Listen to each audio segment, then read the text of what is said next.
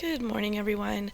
I am up today for the Sketch It Out Thursday video, and I am using another of the free sketches from the Create magazine, which was put out by Scrapbook Generation.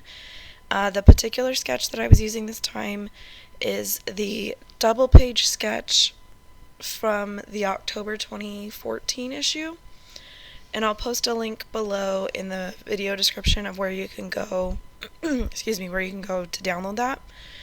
And I'm going to hope that I can make it through this video before I lose my voice. I have been struggling for months with this cough that I cannot kick.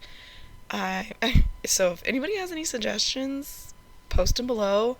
I've tried taking Claritin for a week. Probably going to try taking some Sudafed this week. Nothing else involved other than a cough that I just cannot get rid of. So, to get started as far as my layout, I am working on photos involving kids. So to me, when I do layouts that are sort of kids having fun and stuff like that, I tend to think of bright colors. And bright colors to me translates to Simple Stories, Doodlebug, Bella Boulevard, stuff like that. So I just went and pulled out pretty much all of my Bella Boulevard paper and was flipping through. And while I was flipping through, I came across the pattern paper with the birds on a branch. I only had the one sheet, so I'm basically going to use the cheater method to make it look like 2 full sheets of paper. And basically you just trim your strips into 4 3-inch wide strips. And you're going to put it at the top and the bottom of your layout. Everything else in the middle is going to get covered. So really I could have used any cardstock to put it on. I grabbed white just because it's a habit, but really you could kind of use that as a way of getting rid of maybe some color cardstock that you don't want, or I know a lot of people will use the back side of pattern papers that they don't like anymore where it's white on the back. Like I said, I just grabbed white because it was handy. And here I'm laying everything out. So I used the bird pattern paper as sort of my jumping off point, and then from there, to cut out the 6 4x4 pieces of pattern paper, I just went through and found a lot of the B-sides that were tone on tones, and I pulled colors that were sort of represented in the birds.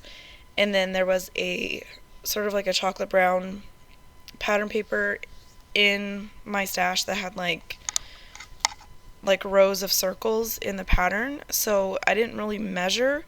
I just cut a row of circles to use as my border strips.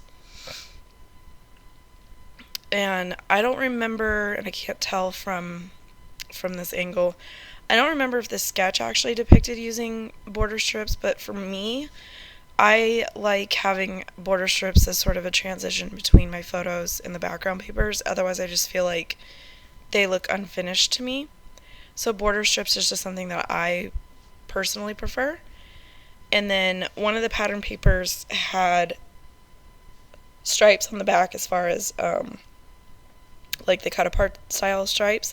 So I cut one of those out that had a cute little phrase on it, and I'm going to kind of use that as an element on my page as well. And then this is the point where once I've cut everything out and I like the way the layout is, I'm going to go ahead and put everything down. And the only thing that I really changed up as far as the photos arrangement depicted in the sketch is, instead of having another 3 photos that were 4x4 on that bottom right, I just used 2 6x4 photos. Mostly because I had a couple photos from this particular event that I wasn't going to be able to crop down into a 4x4. So knowing that basically you have a 4x12 inch span on the sketch to work with, you can pretty much chop that up into anything. You could have 6 photos that are only 2 inches wide in that spot. You could have, like I did, where you've got 2 6x4s. You could fill it up with 3x4s. Basically figure out what's going to fit within that parameter, or you can even sort of go out of that and kind of do your own thing too.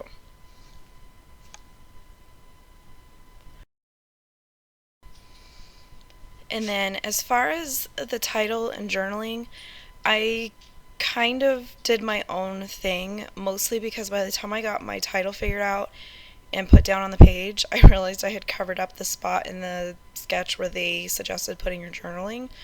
So I sort of substituted where my journaling on the sketch is depicted, that is where I put my title. And my title, I foam mounted everything but the chipboard letters. Those I just glued straight down to the page, and I just took a bunch of different letter stickers. Most of them came from Bella Boulevard sticker sheets, and then I think I had some October Afternoon, the little square letters. And then as far as my embellishments for the page, I decided to just sort of go overboard with the stickers. By the time I had pulled out a lot of my sticker sheets, I realized how many I had, and I was trying, the last couple layouts I've noticed sort of a switch in my decision making, and I'm really trying to focus more on, instead of saying it's too cute to use or it's too pretty to use today, it's so cute I have to use it today, is sort of where I'm going.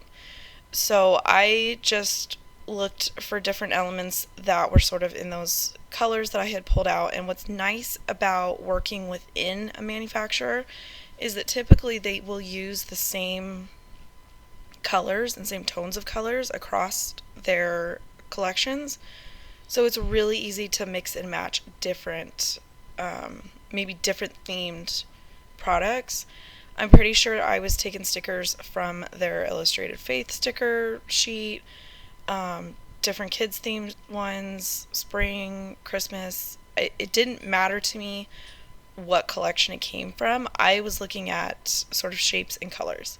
So I was taking a lot of the star stickers off, and then a lot of like phrase stickers and stuff like that. And some of the stuff I put directly on the page, and then other stuff I popped up to sort of give it more interest. And then the last thing that I did was I just printed a couple lines of journaling, and I'm going to go ahead and pop those up just because it's going to kind of be part of my title, so I wanted it to look like it belonged.